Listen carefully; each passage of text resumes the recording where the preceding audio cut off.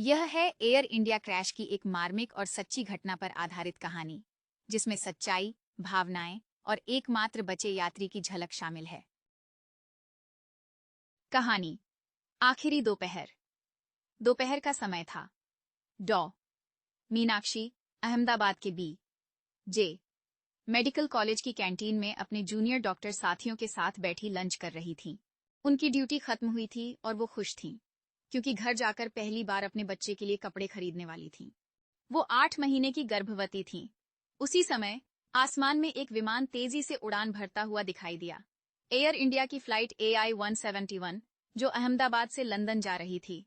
विमान में बैठे थे विवेश कुमार रमेश, एक 27 साल का ब्रिटिश नागरिक, जो अपनी मां के अंतिम संस्कार के लिए भारत आया था और अब वापसी कर रहा था। उसकी खिड़की के बाहर शहर का दृश्य धुंधला था, लेकिन उसके अंदर ममता की यादें ताजा थीं। तभी अचानक मेडे, मेडे। एयर ट्रैफिक कंट्रोल के रेडियो पर आवाज गूंजी। कुछ ही पलों में विमान ने ऊंचाई पकड़ने के बजाय तेजी से नीचे गिरना शुरू किया। टक्कर लोगों ने जमीन पर से देखा। ड्रीमलाइनर सीधा मेडिकल कॉलेज के हॉस्टल और कैंटीन पर गिर पड़ा। एक भयानक धमाका हुआ। आग, धुआं और चीखें। कैंटीन की दीवारें टूट गईं। खाने की प्लेटें वैसी की वैसी पड़ी थीं, जैसे समय वहीं रुक गया हो। डॉ मीनाक्षी, उनकी सहेली नर्स कविता, रसोई की अम्मा और उसकी बेटी, किसी को बचने का मौका नहीं मिला। इकलौता बचा इंसान भीतर। विमान का मलबा धुएं से भर गया, लेकिन सीट 44A पर बैठा विवेश होश में था। उसका शरीर जख्मी था, पर वो आपातकालीन दरवाजे के पास था।